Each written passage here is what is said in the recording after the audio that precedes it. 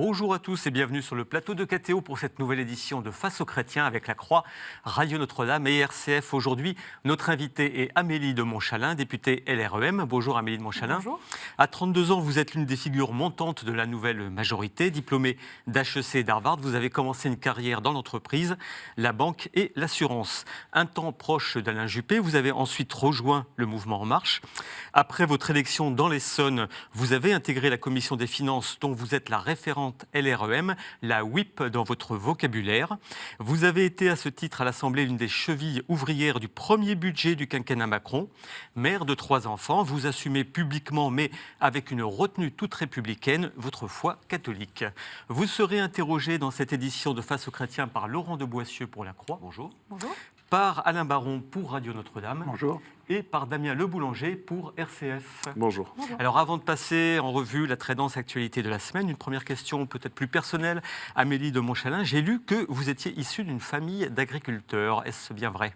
Tout à fait. Toute la famille de mon côté maternel est composée d'agriculteurs du Grand Bassin parisien. Et il se trouve que ma famille plus directe sont depuis 100 ans sur le plateau de Saclay. Au départ à Courtabœuf, et puis il y a eu une expropriation pour construire une ville nouvelle et puis un grand centre d'activité. Donc la famille a déménagé en 1970 sur une autre ferme, donc sur le plateau de Saclay, qui s'appelle la ferme de Villetin, que certains de vos téléspectateurs connaissent peut-être, parce que mon grand-père était assez visionnaire sur les liens à créer entre l'agriculture et les citadins. Et donc, c'est une ferme qui a été assez vite ouverte. Il y a une cueillette, donc c'est un modèle de l'agriculture. Peut-être mon grand-père était déjà politique sans le savoir. Donc plutôt tourné vers les nouvelles pratiques. En tout cas, la diversification de l'activité, l'élevage, donc la cueillette, donc le fait que les gens puissent, un grand potager ouvert au public. Et c'est l'idée, effectivement, de réinventer les liens entre l'agriculture de proximité et puis la ville, puisque c'est une ferme qui est à 17 km de Paris, donc on fait l'agriculture différemment de celle de mes autres cousins qui sont dans l'Oise, en Picardie ou dans la Beauce, où là on est plus éloigné des centres-villes. Donc ça, ce sont mes racines et j'en suis à la fois fière, mais surtout c'est intéressant de voir comment l'agriculture aussi dans la modernité évolue et comment elle est source de réflexion politique, économique, sociale, environnementale, pour s'intégrer dans le monde qu'on cherche à construire. Une première question dans cette première partie de Face aux chrétiens de Laurent de Boissieu pour la Croix. Le président de la République, Emmanuel Macron, a prononcé un grand discours devant les évêques de France. Une phrase a choqué certaines personnes lorsqu'il a dit que les liens entre l'Église et l'État avaient été abîmés et qu'il fallait les réparer. Comment vous avez compris cette phrase ? Qu'est-ce qui a été abîmé et quand ? En fait, moi, ce que j'ai compris d'abord, c'est que c'était un discours aux catholiques, mais pas en tant que ce qui a pu abîmer justement la compréhension collective des uns et des autres, pas comme un électorat et pas comme une minorité, mais un discours aux catholiques pour ce qu'ils sont, à savoir des citoyens engagés. Le président a fait des discours à la communauté protestante, aux juifs, aux musulmans, avec cette même approche qui est que ce sont des citoyens d'abord engagés dans les prisons, engagés auprès des plus pauvres, engagés sur des causes qui leur sont chères. Et c'est ce discours-là, Et donc, ce qui a été abîmé, je pense, c'est la vision collective de ce qu'est notre laïcité aussi. Du fait que les religions ne doivent pas être reconnues par la République, mais qu'un dialogue fructueux, apaisé, doit s'instaurer. Et donc c'est là-dessus que le président a développé ensuite son propos. Et je pense que c'est un discours qui est intéressant parce qu'il rompt avec cette image que les catholiques seraient soit un électorat, soit une minorité. Une question d'Alain Baron pour Radio Notre-Dame. Oui, précisément sur la laïcité, on ne parlait pas de problème de laïcité il y a encore 20 ou 30 ans. Tout était, semble-t-il, tranquille. Comment vous expliquez que maintenant c'est devenu un problème prégnant et que les esprits s'échauffent dès qu'on parle de laïcité ? Moi, une chose qui est claire pour moi, c'est qu'il faut qu'on arrête de donner des adjectifs à la laïcité. Pendant des années, il y avait la laïcité heureuse, la laïcité positive, la laïcité de liberté, la laïcité de combat. Moi, je pense qu'il y a la laïcité, comme le dit Marlène Schiappa, c'est la laïcité point, c'est celle de 1905, c'est celle qui dit que on a le droit absolu de croire ou de ne pas croire. Si on croit, on a le droit absolu de pouvoir pratiquer sa religion dans le respect des lois de la République.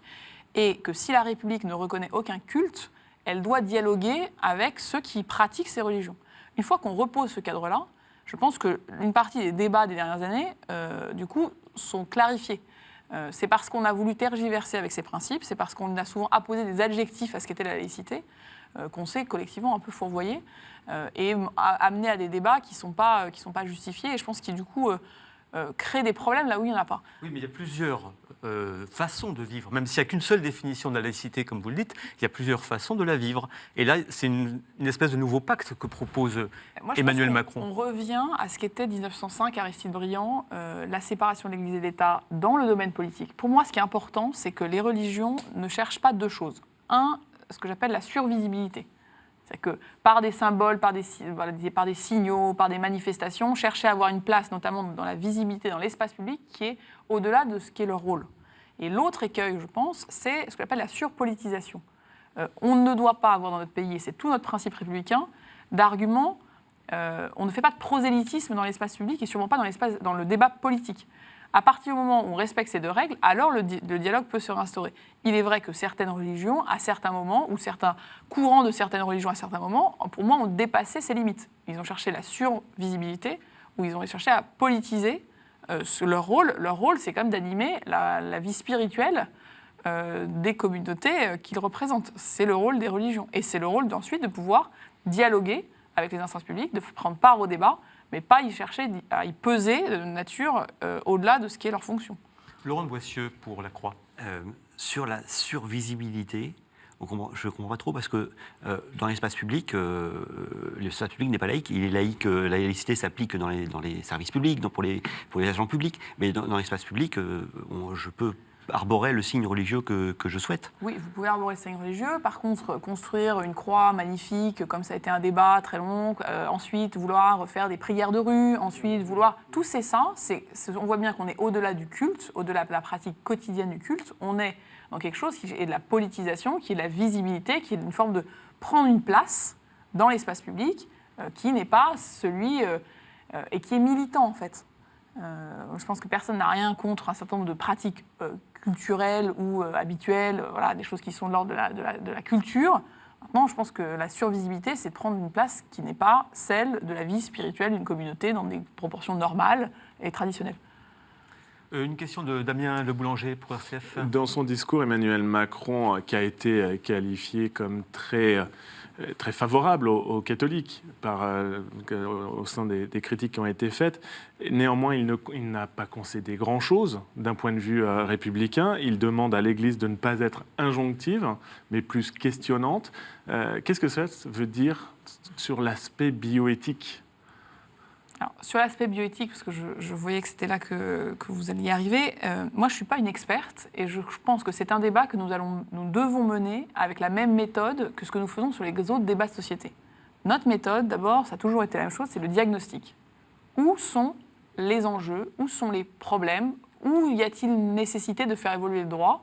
Et c'est ce qui se passe actuellement par la saisine d'un certain nombre d'instances, le comité consultatif à la bioéthique, le conseil économique et social. Vous avez plein d'instances qui vont pouvoir alimenter un diagnostic. Ce diagnostic, à un moment donné, je pense qu'il faut qu'il soit partagé. Parce que si on n'a pas de diagnostic partagé des problèmes ou des enjeux qui nécessitent une réponse, on n'est pas bon. Deuxième phase, c'est la concertation. À ce moment-là, il y aura, c'est pas de la négociation, c'est la concertation. Une écoute plus spécifique d'un certain nombre de positions qui ont pu s'exprimer au moment de la phase de diagnostic. Et puis ensuite, si besoin, on légifère et voilà. Moi, ce qui est très important sur tous ces domaines, et c'est l'ensemble de notre politique qui est faite comme ça, c'est que nous ne sommes pas un groupe majoritaire qui cherche à avoir des lois symboliques. Nous ne sommes pas là pour donner des marqueurs, nous ne sommes pas là pour prêter allégeance à qui que ce soit, nous ne sommes pas là pour avoir des postures. Donc sur ce débat-là, la ministre de la Santé, par exemple, dit des choses d'expertes, de médecins, de praticiennes qui représentent le quotidien des médecins, disant que voilà, que dans l'ensemble, la loi est probablement suffisante sur un certain nombre de points, que dans l'ensemble aussi, il y a besoin potentiellement plus de moyens pour que les lois s'appliquent sur les différents sujets qui concernent la bioéthique, mais que peut-être spécifiquement, un certain nombre de situations, aujourd'hui, ne trouvent pas le cadre juridique et légal qui permet d'être traité collectivement. Donc la position du groupe à l'Assemblée, du groupe LREM, pour l'instant, n'est pas arrêtée sur ces différentes questions. Il n'y a pas de position arrêtée puisque ce n'est pas notre rôle. On n'est pas là pour nous trancher des débats qui sont dans une phase de diagnostic. Donc sur tous ces débats-là, moi je pense qu'il ne faut pas qu'on ait des certitudes et qu'on soit dans des politiques réflexes. Il n'y a pas l'idée que, vous savez, que tout sujet en X jours ou X mois devrait, ou X secondes, avoir un oui ou un non. Une partie d'ailleurs du discours d'Emmanuel Macron là-dessus, je trouve, au Bernardin, était très intéressante sur l'idée que justement, on avait besoin dans notre débat public de maturer les sujets, qu'il fallait qu'on réfléchisse, certains vont pouvoir dire qu'on discerne, mais c'est qu'on réfléchisse pour ne pas être dans le réflexe, pas être dans le signal, pas dans la posture, mais bien identifier les enjeux, les questions. Le travail de fond. Et le faire avec méthode et avec temps. Et je pense que sur ces débats-là, le but n'est pas d'aller vite pour aller vite, le but est de faire les choses bien et donc d'être dans le bon sens et dans le bon rythme. Une question d'Alain Baron pour Radio Notre-Dame. Oui, comme le disait mon excellent confrère de RCF, le discours de M. Macron a été plutôt bien accueilli dans la communauté catholique, même s'il n'a effectivement rien concédé de particulier. Ce n'est pas son rôle de concéder quoi que ce soit. On n'est pas en négociation. C'est ça, on est en dialogue. Et je pense que c'est un point très important. Et globalement, il était bien accueilli. Il y a eu quand même une critique venant d'un certain milieu catholique, notamment du Secours catholique, qui est une grosse association, qui a critiqué la politique migratoire du président. Vous comprenez ces critiques ? Si on reprend l'idée de dire on aimerait que vous soyez questionnant plutôt qu'injonctif, c'est une voix importante. C'est la voix d'autres associations, qui ne sont d'ailleurs pas des associations catholiques. Le Défenseur des droits dit des choses, certains nombre d'associations, de part et d'autre d'ailleurs, des arbitrages disent des choses qui ne vont pas toujours dans le même sens. Nous, notre rôle de politique, c'est d'écouter et à un moment donné, d'arbitrer, en étant clair sur à quoi on renonce et qu'est-ce qu'on produit par l'effet de la loi. Il y a un deuxième enjeu qui, pour moi, est extrêmement important sur ces sujets-là, c'est l'évaluation. Aujourd'hui, les associations expriment un certain nombre de craintes sur la fin du droit d'accueil potentiel, elles ont des craintes. Mon intuition sur ces sujets-là, mais c'est comme sur les sujets budgétaires et économiques d'ailleurs, on ne peut pas d'abord faire des lois éternelles, c'est-à-dire que la loi, on l'a fait parce qu'on a un contexte aujourd'hui, on pense que la loi est adaptée au contexte d'aujourd'hui, parce que moi je milite toujours pour des clauses de revoyure, donc on se donne des rendez-vous.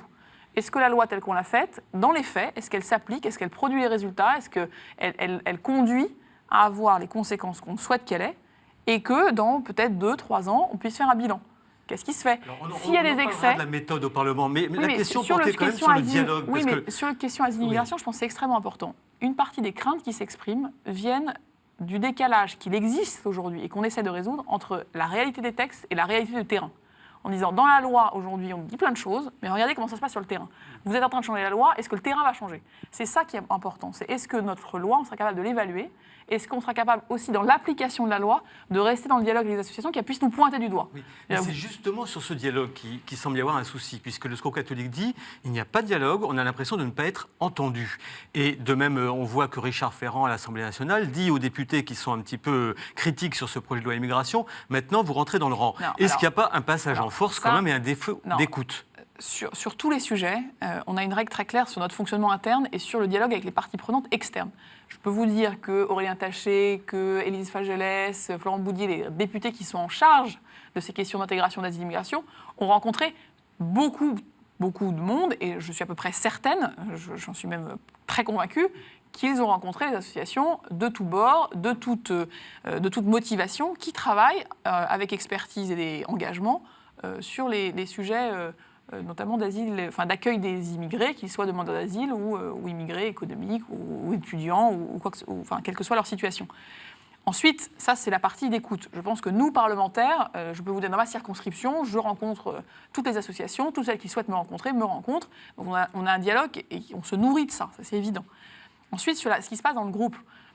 Moi, je travaille sur le budget, vous l'avez rappelé. Il y a eu 5000 amendements quand même à étudier sur le budget entre la commission et l'hémicycle. Donc c'est un travail gigantesque. Ces 5000 amendements ne venaient pas tous des rangs de la majorité, plutôt au contraire. Mais on a une méthode de dialogue interne qui est extrêmement intense, qui n'est pas visible des journalistes, le but, c'est pas que ça soit publicité, c'est un dialogue et un travail qu'on fait ensemble. Jusqu'à un moment donné, comme on dit, on a le droit de convaincre ses collègues. Et c'est le travail du politique de convaincre. À un moment donné, vous avez convaincu votre groupe d'un argument, ça devient un amendement collectif. C'est-à-dire que ça devient quelque chose qui est porté par l'ensemble des députés de la majorité. Et donc, vous allez jusqu'au vote. Vous n'avez pas réussi à convaincre vos collègues. Vous n'avez pas réussi à en faire quelque chose qui puisse être applicable. Parce qu'on n'est pas, je vous rappelle, dans les amendements de posture. Donc, si ce n'est pas applicable, si le gouvernement dit « moi, j'arrive pas à le faire », ou justement, ou nous, collectivement, on se dit « ça ne semble pas une bonne voie », ce que Richard Ferrand a rappelé, et je pense que c'est très important, c'est que dans ce cas-là, on se range dans la discipline de groupe, de vote. Ça veut dire que les députés LREM ne pourront pas voter contre la loi sur l'immigration, par exemple.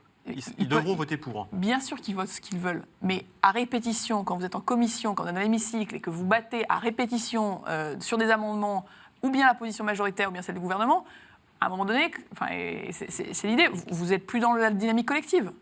Nous, vous savez, on est 310 inconnus avec un projet. On est très réaliste là-dessus.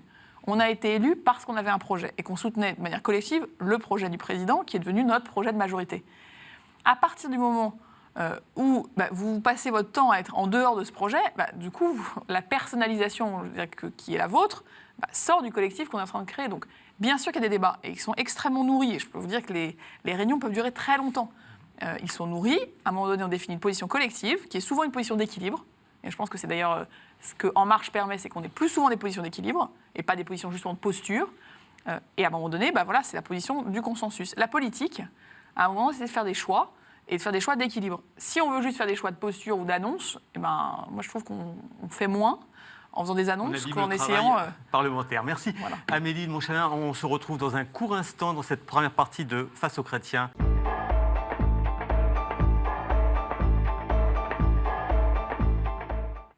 Retour sur le plateau de KTO pour cette émission Face aux chrétiens avec notre invitée Amélie de Montchalin, députée LREM. Elle est interrogée dans cette édition par Laurent de Boissieu pour La Croix, par Alain Baron pour Radio Notre-Dame et par Damien Le Boulanger pour RCF.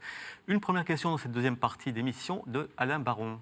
Oui, en ce moment se déroule l'évacuation de la ZAD de Notre-Dame-des-Landes.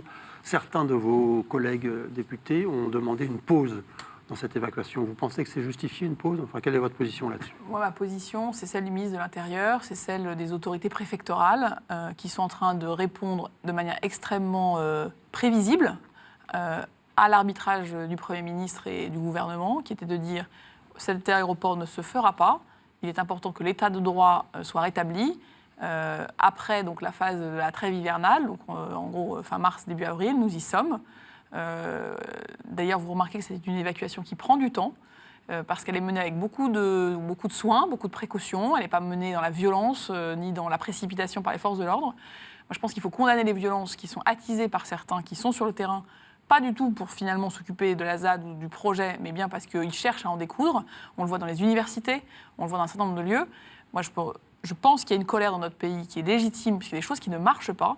Maintenant, la violence, le blocage et ne pas vouloir négocier en temps voulu, puis ensuite être dans le rapport de force et le rapport violent, n'est pas notre politique. Et donc, nous allons continuer avec vigilance, dans un rythme tout à fait applicable. La pause, alors, elle a été motivée par diverses raisons. Je pense que les préfets et les autorités de l'ordre public sont en train de faire ça avec méthode. Et je leur fais toute confiance. Une question de Laurent de Boissieu pour La Croix. Rétablir l'état de droit à Notre-Dame-des-Landes, dites-vous. Mais est-ce qu'il faut également, vous avez cité le mot université, est-ce qu'il faut également rétablir l'état de droit dans les universités, c'est-à-dire débloquer celles qui sont bloquées, y compris la force légitime dans une démocratie, en état de droit, c'est l'État, y compris en utilisant les forces de l'ordre. Là-dessus, la ministre est également très claire. Hier, aux questions gouvernement, elle a été extrêmement claire. Le but est que toutes les universités soient rouvertes, que les examens puissent se tenir. Néanmoins, ce qu'on voit aujourd'hui, c'est que vous avez dans les universités des gens qui n'ont rien à y faire et qui sont en train d'attiser le débat et qui veulent aussi faire des exemples, qui veulent aller à la confrontation avec les forces de l'ordre. Donc quand une autorité préfectorale considère que les conditions ne sont pas réunies pour que ça se passe normalement, moi je pense qu'il faut leur faire confiance. On voit aujourd'hui que vous avez la politisation de ce sujet qui dépasse l'enjeu initial qui était que certains considèrent que la réforme que nous avons faite pour que les étudiants aient plus de chances de réussir à l'université n'est pas la réforme qu'ils ont souhaitée. Donc là, c'est un sujet qui nécessite potentiellement plus d'explications, potentiellement plus de pédagogie, et ça, on est prêt à le faire autant que possible. Nous ne sommes pas des gens qui allons protéger ou laisser libres d'exercer ceux qui bloquent les facs.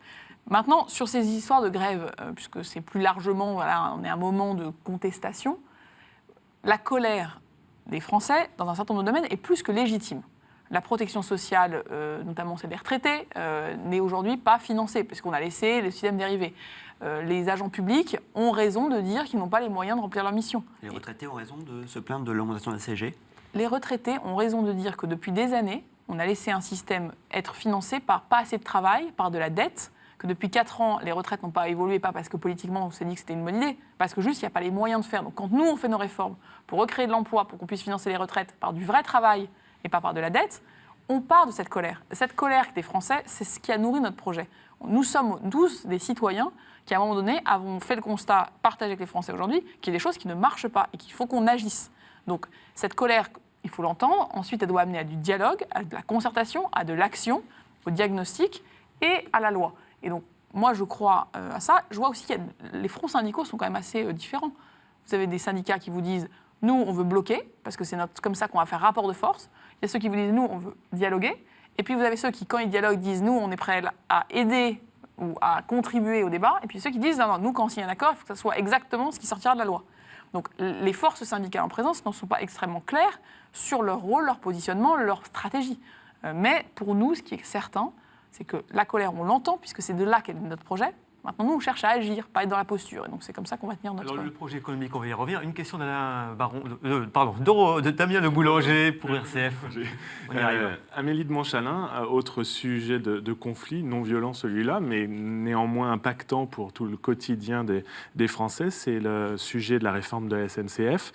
Les cheminots ont-ils réussi la bataille médiatique de l'opinion quand on voit qu'une grande partie des Français ne comprennent pas la pertinence de réformer et en tout cas ne voient pas en quoi cette réforme va améliorer la SNCF? Alors, moi, quand je lis les fameux sondages d'opinion que vous avez dû regarder, je vois plutôt l'inverse. Aujourd'hui, ce que nous disent les Français, en tout cas quand on les interroge, c'est que ils sont plutôt en soutien de la réforme du gouvernement. Pourquoi ? Parce qu'ils partent du même constat.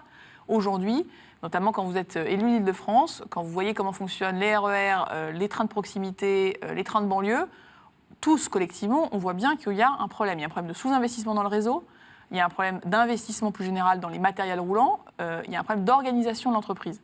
Donc, collectivement, le diagnostic est assez partagé, d'ailleurs par les cheminots eux-mêmes, qu'il faut quand même que la SNCF parte sur une autre direction, un autre fonctionnement, un autre rythme d'investissement.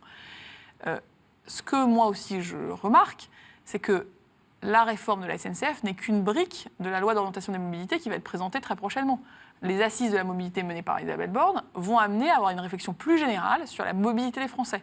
Quels sont les moyens qu'ils ont, quel argent on y consacre, comment, quand vous êtes dans les zones justement moins desservies par les transports en commun, on vous aide à vous déplacer de manière aussi plus écologique que toujours en voiture. Donc on a un plan d'orientation des mobilités qui arrive, et la brique SNCF, c'est-à-dire la brique de la réforme SNCF, n'est qu'une composante d'un ensemble beaucoup plus large. Donc, je pense que les Français aujourd'hui voient cette brique, effectivement disent ça va pas résoudre tous les problèmes, on est d'accord avec eux, c'est pour ça que la suite arrive. C'est quand la suite ? Ça a été annoncé pour le printemps, donc moi, dans les semaines qui viennent, les conclusions des assises de la mobilité, la conclusion de ce qu'a été aussi le Conseil d'orientation aux infrastructures va être présentée. C'est des choses qui sont totalement dans nos tuyaux, comme on dit, et parce que la réforme de la SNCF n'est qu'une composante de ce qu'on veut faire pour faire évoluer la mobilité. Parce que les transports, c'est clé pour le logement, c'est aussi clé pour l'emploi. Quand vous dites aux Français, formez-vous, trouvez du travail, s'il n'y a pas le transport pour y aller, c'est un problème. Un Français sur 4 a déjà refusé une offre d'emploi dans sa vie par manque de transport. Donc, ce sont des chiffres énormes, donc il faut quand même avoir ça en tête aussi. Une question d'Alain Baron pour Radio Notre-Dame. Oui, le gouvernement et votre majorité, vous allez bénéficier d'une croissance plus forte que les autres années. Ce n'est pas mirifique, mais enfin, c'est quand même beaucoup mieux. Comment vous allez redistribuer un peu ce qui sera redistribuable? Où allez-vous vous redistribuer déjà? Alors, moi, votre question me surprend un peu. C'est pas parce qu'on a 2,5% de déficit qu'on a résolu la question. Il y a moins de déficit qu'avant, donc oui. Ça donne l'illusion qu'il y aurait un gâteau à redistribuer. Et il y a un peu plus de croissance quand même. Ce qui est certain, c'est que nous faisons des choix. Nous faisons des choix que nous avons fait dans le budget. Il y a des politiques publiques qui étaient très coûteuses et n'avaient pas l'impact que nous attendions. C'est pour ça qu'on réforme le logement social, pour qu'il soit plus efficace, ça fonctionne mieux, que les gens aient plus de mobilité, par exemple. Les contrats aidés coûtaient extrêmement cher, sans amener ensuite ceux qui étaient avec des contrats aidés à des emplois durables. On est aussi en train de regarder comment on contractualise avec les collectivités locales. Donc ça, c'est des choix qu'on a faits en 2018. On va continuer à faire des choix. Les choix, c'est quoi? C'est de réinvestir dans l'éducation. Jean-Michel Blanquer a vu son budget fortement augmenter, investir dans l'enseignement supérieur, investir dans la recherche, investir dans la sécurité, la justice. Donc on fait des choix. Ce qui est très important, c'est que la façon dont on le redistribue, si je fais un peu d'humour, c'est qu'on le redistribue vers l'avenir. C'est qu'on est en train de remettre notre pays dans une capacité d'investissement, de préparer l'avenir. Quand Muriel Pénicaud présente dans les jours qui viennent son plan apprentissage, formation professionnelle, assurance chômage, on donne aux Français les compétences pour qu'ils puissent demain avoir un emploi durable. La meilleure redistribution, la meilleure protection, la meilleure réponse aux inégalités, pour moi, c'est le travail. Et le travail, ce n'est pas quelque chose qui s'invente, ça ne se décrète pas. C'est d'avoir d'un côté des entreprises qui ont les moyens de se financer, d'avoir des ambitions de long terme, et de l'autre côté, d'avoir des Français qui ont les compétences pour répondre à ces projets. Et cet investissement dans l'avenir, c'est comme ça qu'on redistribue. Ensuite, vous me dites, oui, il y a des urgences. Il y a les urgences des EHPAD, il y a les urgences des petites retraites, il y a les urgences des adultes handicapés, il y a les urgences des familles monoparentales. Donc ça, c'est des sujets qu'on a pris à bras-le-corps dès le budget 2018. Et à la fin du mois, les minima sociaux vont être valorisés, l'allocation adultes handicapés augmente, l'allocation minimum vieillesse augmente cette année aussi. On est dans une trajectoire aussi de faire face à des urgences sociales, mais pas avec des plans d'urgence. Pas, vous savez, on annonce un grand plan, puis on a l'impression que le problème est résolu. En essayant d'aller au fond, à la racine des problèmes. Précisément. Laurent de Boissieu. Vous parlez des EHPAD. Est-ce qu'aller au fond, à la racine du problème, de la question de la dépendance, qui va être de plus en plus prégnante dans les années qui viennent, est-ce que ce n'est pas de créer une nouvelle branche de la sécurité sociale consacrée à la dépendance? Alors, sur la dépendance, c'est un sujet très intéressant, parce que moi, je le regarde aussi par le volet de l'épargne de long terme. On sait tous, et vous le savez aussi bien que moi, qu'aujourd'hui, vivent en France 1 million de Français qui ont plus de 80 ans. Qu'ils seront 4 millions d'ici 2050. Donc, le problème qui est devant nous, c'est pas avec un petit pansement qu'on va le résoudre. C'est un problème, c'est un enjeu, avant d'être un problème, c'est un enjeu qui va être donc 4 fois plus gros devant nous, qui demande donc, effectivement, comme vous le dites, des réponses qui soient des réponses de fond. La ministre de la Santé et Mme Cluzel, donc secrétaire d'État aux personnes handicapées, travaillent avec les différents ministères sur le financement. Moi, je pense qu'il faut mobiliser tous les outils. Il y a des outils collectifs, ce sont les aides sociales. Il y a des outils qui peuvent être des outils de territoire, il y a des outils qui sont des outils familiaux, il y a des outils d'épargne. Il faut qu'on mobilise tous les outils. Les outils d'épargne, on sait très bien qu'ils ne profitent de fait qu'aux personnes qui ont une propension marginale, qui voilà. peuvent épargner, et donc aux plus hauts revenus. Voilà, et donc c'est pour ça qu'aussi on réfléchit à comment, vous savez que le patrimoine peut être rendu plus liquide, même la petite épargne aujourd'hui, c'est très difficile de l'activer au moment où vous êtes dépendant. Donc il y a des choses qui sont de l'ordre technique, il y a des choses qui sont de l'ordre collectif. Donc la 5e branche, c'est un débat qui existe depuis des années. On débat, on négocie, on réfléchit entre nous à quels sont les bons outils pérennes et pas qu'ils soient des leurs. Vous savez, d'annoncer, voilà, on va créer une 5e branche, si elle n'est pas financée. Mais ça reste une possibilité. Moi, je pense que imaginer qu'on va tout financer par le biais collectif n'est pas raisonnable. On ne va pas financer l'allongement de la fin de vie par une nouvelle branche pour 100% des Français, pour 100% des coûts. Donc, je pense qu'il faut qu'on soit sur les... Ça serait la logique du modèle social français issu de la libération. Ce serait la logique du pacte de libération, sauf qu'on voit aujourd'hui que les retraites marchent sur ce système et qu'on voit bien qu'on est arrivé au bout d'une logique aussi, et que ça ne répond pas à tous les enjeux. Donc je pense que c'est un sujet sur lequel on travaille, toutes les options sur la table, et moi je pense qu'on arrivera à répondre à cet enjeu avec un pot pourri de mesures, un pot pourri de solutions. Voilà. Il y a la parution du livre cette semaine de François Hollande qui attaque assez sévèrement la politique menée par Emmanuel Macron. Il reproche notamment les fameuses premières mesures qui ont été des mesures fiscales en faveur des plus riches. Alors, moi, je conteste totalement cette approche.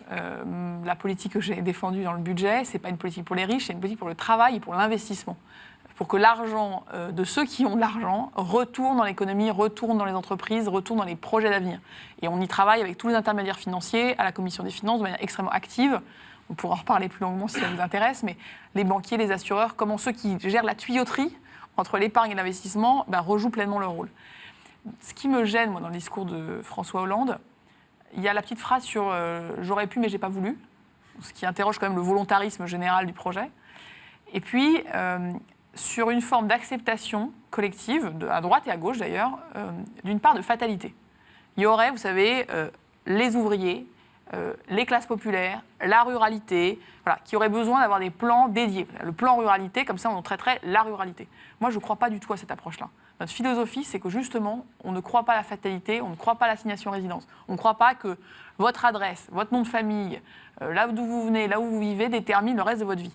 Et donc, je ne pense pas que les plus pauvres en France aient besoin d'une politique pour les plus pauvres. Je pense, en revanche, qu'il faut qu'on fasse tout ce qu'on peut pour l'emploi, pour le logement, pour le transport, pour les compétences, pour que chacun ait les moyens d'avoir un projet qui est le sien. Ce n'est pas l'individualisme ultralibéral, ce n'est pas ça. C'est de dire qu'on donne à chacun les moyens, entre guillemets, de sortir de sa voie prédestinée. C'est quand même l'idée libérale, Laurent en baissant Boissieu. l'ISF, en baissant l'imposition sur les revenus du capital, finalement, tout le monde en profitera. C'est pas le ruissellement. Le ruissellement, c'est l'idée qu'on ferait des cadeaux et que, par miracle, vous savez, l'argent, comme certains vous le décrivent, va descendre dans les classes populaires. C'est pas ça le sujet. La meilleure protection contre les inégalités, pour moi, c'est le travail. Et donc, vous n'avez pas de travail si vous n'avez pas des entreprises qui ont les moyens de se financer, de regarder à long terme. Aujourd'hui, les entreprises de France, il y a 250 grands groupes, il y a 140 000 PME. Ces 140 000 PME, elles ont en moyenne 30 salariés. Avec 30 salariés, vous ne pouvez pas exporter. vous n'avez pas la bonne taille, souvent, pour innover, pour vous numériser, pour vous préparer au monde de demain. Et on sait que si on veut créer de l'emploi en France, il faut que ce soit ces PME-là qui retrouvent les moyens de leur croissance. Les moyens de la croissance, c'est des fonds propres. Ce n'est pas de l'argent bancaire, vous savez, avec une dette où tous les matins, quand vous êtes patron de PME, vous courez après le remboursement. C'est de l'argent qu'on investit durablement dans votre entreprise. L'ISF, c'était un impôt qui rendait cet investissement en fonds propres extrêmement pénalisant. Pénalisant pour ceux qui le faisaient. Ils avaient intérêt à garder leur argent au chaud ou dans l'immobilier plutôt que de mettre dans l'économie pour créer des emplois. Je ne pense pas que ce soit une vision libérale. C'est une vision qui croit à l'investissement, qui croit à l'entreprise et qui croit que l'investissement, quand il est mené par un patron qui a une vision d'entreprise, amène à créer des emplois. Moi, je crois à l'entreprise, c'est vrai. Je ne pense pas que je sois pour autant une ultra-libérale. Et je pense... Les libérales sont des ultra-libérales. Non, mais je suis... Et oui, je crois à l'entreprise. Le libéralisme, c'est de croire que certains peuvent avoir des projets et que les aider à les financer va amener à créer de l'emploi. Si c'est ça, dans ce cas-là, je suis d'accord. Les Français adorent les livrets A, ils adorent aussi l'assurance vie, et vous voulez réorienter cette épargne vers l'entreprise. Alors, est-ce que vous n'allez pas faire prendre un risque à tous les Français ? Alors, c'est très intéressant la question que vous posez, parce que c'est effectivement la façon dont on présente les choses. Le risque, il y a deux risques. Il y a le risque de la volatilité. Oui, si vous avez 6 mois devant vous, aller mettre votre épargne dans une entreprise, quelle qu'elle soit, pour 6 mois, ce n'est pas forcément un bon placement. Sinon, ça s'appelle le loto, ça s'appelle le poker, et donc ça peut être l'économie casino. Je ne crois pas à ça. Je pense, comme si vous regardez économiquement, investir sur 10 ans, 15 ans, 20 ans, l'argent pour votre retraite, par exemple, le meilleur placement, c'est même l'AMF qui le dit, c'est d'investir moitié en obligations, moitié en actions. C'est ce que vous dit l'AMF. Aujourd'hui, les Français n'investissent plus leur épargne dans les entreprises. C'est un problème pour eux, d'abord, parce que le rendement qu'ils ont, les fonds euros de l'assurance vie l'année dernière, c'est 1,5% de rendement. L'inflation cette année, c'est 1,7%. Donc ça veut dire que le rendement pour les Français n'est pas assez suffisant. Comment on a du rendement ? Eh bien, on a du rendement en prenant un peu plus de risques. Ce qu'on dit sur les PME, c'est que si chaque Français met 1% de son épargne, d'accord, dans un produit ou un véhicule qui permet de financer des PME en fonds propres, 1%. Pour lui, ça n'a pas changé manifestement, significativement le risque qu'il prend. Il ne met pas en jeu toute sa fortune, ou sa petite épargne. Pour l'économie, c'est majeur. Ce qu'on cherche, nous, à trouver, c'est 4 ou 5 milliards pour les PME. Dans l'assurance vie, il y a 1600 milliards. Donc je ne veux pas croire qu'aujourd'hui, dans ces 1600 milliards dans l'assurance vie, on ne peut pas en trouver 4 ou 5, donc c'est tout petit à l'échelle individuelle, qui puissent financer les fonds propres des PME. Donc c'est ça qu'on essaie de faire, c'est de l'allocation. C'est pas parier tous vos sous sur une entreprise et puis vous allez faire fortune, c'est pas ça.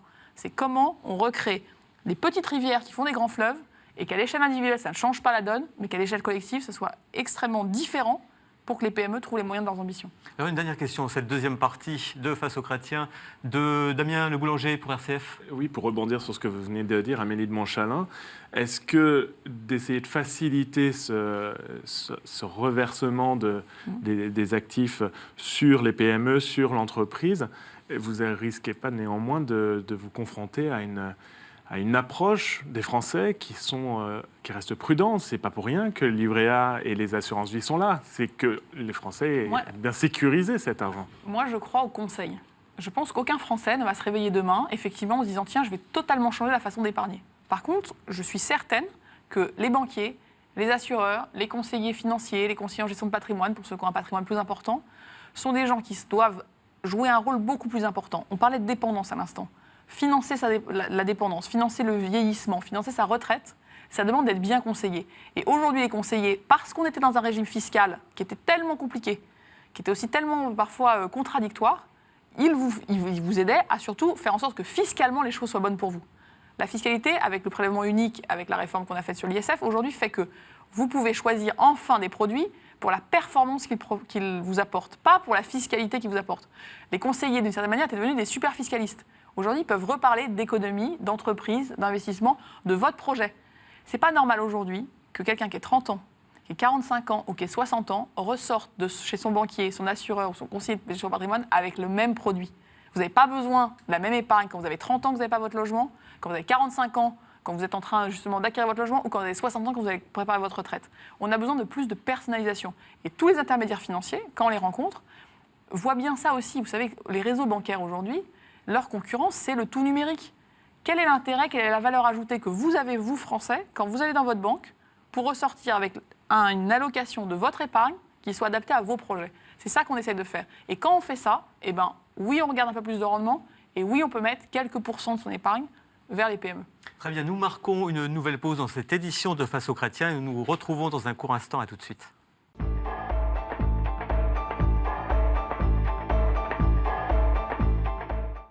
Retour sur le plateau de KTO pour cette dernière partie de Face aux chrétiens avec notre invitée Amélie de Montchalin, députée LREM. Elle est interrogée dans cette édition par Laurent de Boissieu pour La Croix, par Alain Baron pour Radio Notre-Dame et Damien Le Boulanger pour RCF. Et tout de suite, une première question de Damien Le Boulanger. À propos de l'annonce faite par Édouard Philippe il y a quelques jours concernant la réforme des institutions, le Premier ministre a annoncé la réduction de 30% du nombre de parlementaires, 15% d'élus en 2022 élus à la proportionnelle et une limitation à 3 mandats identiques dans le temps. Est-ce que ce résultat proposé par le gouvernement est selon vous un compromis idéal, comme vous évoquiez votre façon de travailler au sein de La République En Marche, ou est-ce qu'il, selon vous, on aurait dû aller encore plus loin dans cette réforme ? Sur les éléments que vous citez, la réduction du nombre de parlementaires, la limitation des mandats dans le temps et la proportionnelle, on est en ligne avec ce qui étaient nos engagements de campagne présidentielle et législative. Donc sur ces éléments-là, moi je suis totalement alignée avec ce qui a été présenté. Moi, l'étape d'après, c'est quel pouvoir on a au Parlement, quel moyen de travailler on a au Parlement. Pourquoi on pense que c'est sain aujourd'hui dans notre démocratie d'avoir un peu moins de parlementaires ? Parce qu'aujourd'hui, vous avez 577 députés, qui ont des moyens, quand vous comparez des moyens financiers, des moyens humains, du soutien, quand vous comparez à ce qui se passe en Allemagne, en Angleterre, aux États-Unis, qui sont minuscules, voire ridicules. Il y a un écart énorme entre ce que disent les textes, la Constitution qui dit « vous, les députés, vous êtes là pour contrôler, évaluer l'action du gouvernement et légiférer, voter les lois », et puis le quotidien qui est le nôtre. Vous savez qu'avec quelques collègues, d'ailleurs transpartisans, nous militons activement pour qu'on puisse avoir des moyens indépendants de chiffrer, savoir, quand on fait une proposition, combien ça coûte. Aujourd'hui, je n'ai pas les moyens, la Commission des finances avec mes collègues, de savoir, quand je fais une proposition, combien ça coûte. Il faut que j'appelle un ministère qui, selon son bon vouloir, va me donner un chiffre que je ne pourrai jamais comprendre comment il était construit, et on pourra me dire ça coûte 5 millions ou ça coûte 50 millions. Je n'ai pas les moyens de travailler. L'administration, c'est Bercy qui bloque, qui détient toutes les... Mais c'est aussi parce qu'on a, si on regarde 1962, la 5e République, ce qui était la 4e République, on est en minorité institutionnelle, c'est qu'on n'est pas majeur, quoi. On est un peu sous tutelle, on considère qu'on peut agir, on a notre part de liberté, mais pas complètement. Aujourd'hui, je pense qu'il faut qu'on sorte le Parlement de cette forme de tutelle, de cette forme d'arbitraire aussi, et qu'on nous donne les moyens de travailler comme les grandes démocraties avancées qui ont des offices d'évaluation, des unités de chiffrage, qui travaillent de manière transpartisane sur le sujet. Ça peut renforcer le gouvernement dans beaucoup de situations, parce que ça donne de la rationalité au débat. Moi, mon débat et mon enjeu dans cette réforme avec mes collègues, de la Commission des finances notamment, et je vous dis, c'est transpartisan. C'est les parlementaires, dans leur rôle, dans leur statut, c'est vraiment quels moyens on a de bien travailler. De bien travailler, ça veut dire travailler en responsabilité. C'est pas l'austérité, mais c'est la responsabilité. D'être sérieux, d'être crédible, d'arrêter le cirque. Vous savez, le cirque des questions au gouvernement, vous avez l'impression que le député, il se lève, il pose sa question, il a résolu le problème. C'est pas ça le travail du parlementaire. Le travail du parlementaire, c'est d'être dans le collectif. C'est de travailler, c'est tout ce qu'on essaie de faire, moi, dans ma commission des finances, c'est de travailler. Plus vous avez des positions collectives, équilibrées, construites ensemble, plus elles sont fortes.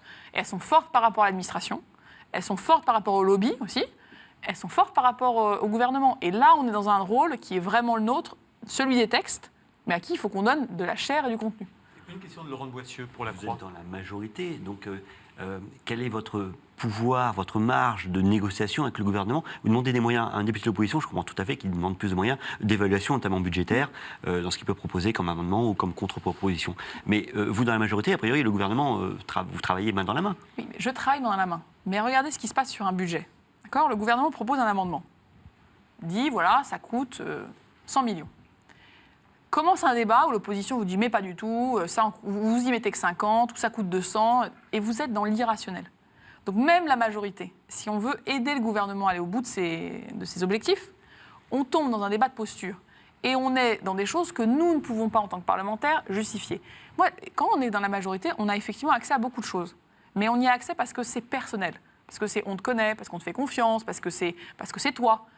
Moi, j'aimerais qu'on passe à un modèle où on sort de l'informel, on sort du personnel, on va au fonctionnel. C'est parce que tu es député, c'est parce que tu as un rôle, tu as été élu par les Français. Pierre Mendès France a une très jolie phrase, il dit « Les députés devraient être la présence vigilante du citoyen ». Pour être la présence vigilante du citoyen, il faut que je puisse être vigilante. Et donc, il faut que j'ai des ressources Ça ne veut pas dire qu'on est dans le contre-pouvoir, ça ne veut pas dire qu'on va être dans la contestation, dans la fronde.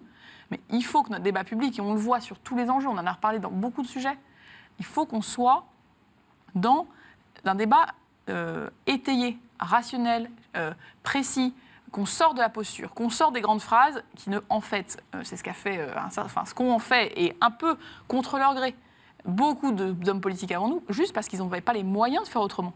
Et moi, je crois à l'action politique collective, la dépersonnalisation.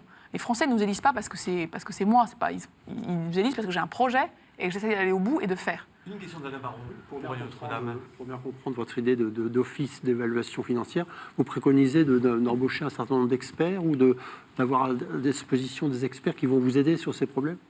L'évaluation, c'est 3 choses. C'est comment, avant les textes, on chiffre. Ça demande une toute petite équipe. Moi, je faisais ça dans ma vie dans le secteur privé. Je savais le faire. Ça demande des données, quelques modèles, des liens avec des académiques, des universitaires, des labos. Donc peut-être qu'à l'Assemblée, c'est 5-8 personnes qui ensuite ont les capacités d'avoir, une fois qu'ils ont les données, qu'ils ont fait des modèles et qu'ils sont en lien avec des labos universitaires, académiques, on peut faire ce travail de manière tout à fait sérieuse. On ne va pas recréer une administration. Ensuite, vous avez l'évaluation des politiques une fois qu'elles ont été votées. Et ça, c'est par exemple ce que fait France Stratégie, c'est par exemple ce que fait l'INSEE parfois, c'est ce que font les grands corps d'inspection. L'idée, c'est que nous, les parlementaires, on puisse commander, saisir, avoir accès, faire avec la Cour des comptes, avoir beaucoup plus de fluidité dans les échanges. Et cet office peut être l'endroit où ça se passe. Et puis ensuite, vous avez aussi la préparation des débats, la prospective. On nous annonce par exemple une réforme sur, la justice. Bon, justice et numérique, par exemple, comment le monde du numérique, comment les révolutions de l'intelligence artificielle, par exemple, de mon collègue Cédric Villani en parle, comment ça aussi demande à éclairer la réforme qu'on va faire. Ça demande du temps. Ce travail de fond-là, qui n'est pas un travail politique, mais qui est un travail de réflexion, qui peut être un travail de concertation, de consultation. Aujourd'hui, on ne peut pas vraiment le faire de manière autonome, indépendante, en dehors des commissions, mais qui sont extrêmement liées à l'agenda législatif. Donc c'est ça qu'on essaye de créer. Quand je dis que c'est transpartisan, c'est que vous avez des piliers de l'histoire politique de droite et de gauche qui sont venus voir, qui soutiennent, qui ont envie de participer. Voilà, on est dans quelque chose qui est dans le rôle du parlementaire. On n'est pas dans la fronde, la contestation. Et je pense que plus l'opposition et la majorité auront les moyens de travailler en responsabilité, en conscience, de manière étayée, plus le débat public pour les Français sera de qualité. Laurent de Boissieu pour La Croix. À propos d'opposition et de majorité, est-ce que votre actuelle majorité devrait s'élargir, notamment vers le centre droit jupéiste dont vous êtes issu, ainsi que le Premier ministre, à l'occasion des élections européennes de l'année prochaine? Alors, nous, notre philosophie, c'est ce qu'on appelle la coalition de projets. Donc on a été construit autour d'un projet qui a effectivement fédéré des gens qui avaient des histoires personnelles différentes. Aujourd'hui, on voit qu'à l'Assemblée, d'ailleurs, selon les textes, une partie du Parti socialiste, une partie des UDI Agir, une partie des Républicains, selon les textes, d'ailleurs, votent avec nous. Sur les européennes, moi je pense que c'est très intéressant d'être dans le projet. Si on présente une ligne, une stratégie, des convictions pour l'Europe, que ça puisse réunir des gens d'En Marche, des gens de droite et de gauche qui puissent soutenir ce projet, ça serait très cohérent. Donc je soutiens cette idée. Parmi les très nombreux chantiers que vous avez ouverts, il y a celui de la fonction publique. Et vous dites, il ne s'agit pas de refaire ce qui avait été fait avec la RGPP sous Sarkozy. La question, c'est quoi? Alors, comment aborder ce gros chantier? C'est de réduire le nombre de fonctionnaires ou de faire en sorte qu'ils travaillent autrement? Pour moi, c'est d'abord de faire en sorte que les missions des agents publics soient clarifiées et qu'ils aient les moyens de remplir les missions. Les attentes des Français changent. D'ailleurs, les Français changent. Ils vieillissent, ils n'habitent pas au même endroit qu'il y a 20 ans. On voit que dans l'éducation, on fait un grand plan d'accueil des enfants handicapés à l'école, ce qui va demander de nous réorganiser aussi sur des compétences. Le numérique change quand même beaucoup de choses sur la partie administrative. Donc, on veut revenir à la mission. Quels moyens vous avez pour votre mission? Et revenir à la mission, c'est revenir aussi à la considération des agents publics. Ce qui est très intéressant, c'est que les Français sont attachés au service public et voient bien que ces services sont essentiels à leur vie quotidienne. Mais il faut que ça fonctionne comme ce qu'ils voient dans d'autres secteurs. Pourquoi ça met beaucoup moins de temps d'avoir quelqu'un au bout du fil quand vous appelez un opérateur téléphonique que quand vous appelez la CAF? Peut-être qu'il y a une question de moyens, peut-être qu'il y a une question d'organisation, peut-être qu'il y a une question d'outils. Donc on veut réinvestir.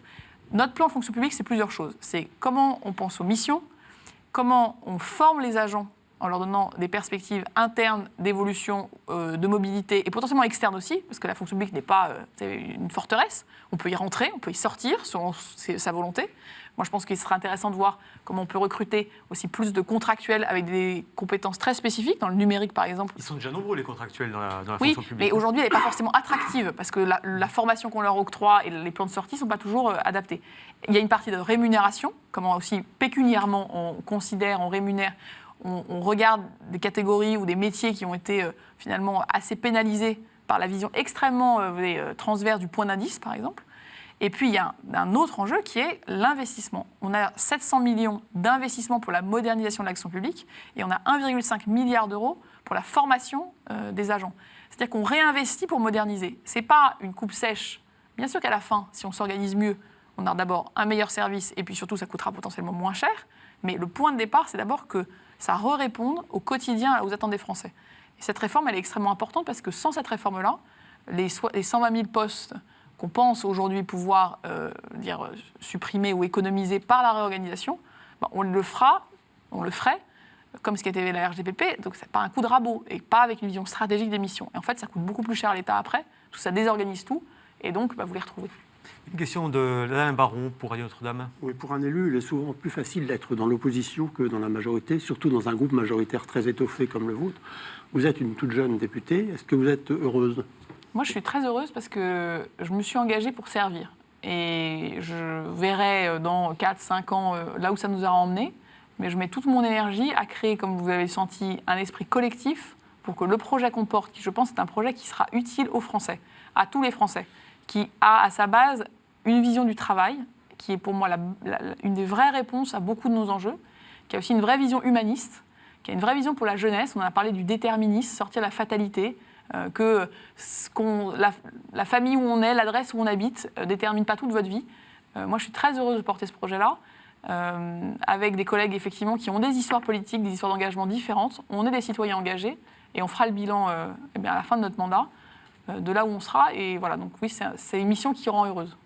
La mobilité, c'est un thème qui revient beaucoup dans vos phrases, dans votre discours. C'est vraiment une façon d'interpréter la politique que vous êtes en train de mettre, remettre de la mobilité dans une société bloquée. Oui, quand on parle de la jeunesse, moi je suis élue d'une circonscription extrêmement diverse. Vous avez des quartiers populaires à Chilly-Mazarin, à Massy, vous avez des quartiers beaucoup plus huppés à Palaiseau. Voilà. Vous voyez un territoire qui est extrêmement divers. À 5 km les uns des autres, un jeune qui a aujourd'hui 15 ans ou qui a 20 ans ne voit pas sa vie pareille. La République, l'école de la République, les ressources qu'il a autour de lui, devrait pouvoir casser cette espèce de déterminisme. Et moi, je crois que la mobilité, c'est pas un vœu pieux de se dire tout le monde va bouger, et puis bouger c'est bien. C'est pas bouger c'est bien, c'est comment on redonne des perspectives à chacun en disant tu as un projet, tu as du potentiel, et comment nous, l'État, on aide à ce que ce projet se réalise, et comment on fait de toi quelqu'un qui va au bout de ce qu'il peut être pour la société, de sa contribution. Ça s'applique aussi aux personnes handicapées. Ça s'applique aux personnes âgées, ça s'applique à toute la société. Je suis désolé, Amélie de Montchalin, on va devoir s'arrêter. Merci beaucoup à vous, Amélie de Montchalin, députée à l'REM. Notre invité la semaine prochaine sera le centriste Jean-Marie Bockel, sénateur du Haut-Rhin. Vous pouvez évidemment nous retrouver d'ici là sur les sites de KTO, de la Croix, de Radio Notre-Dame et de RCF. À la semaine prochaine.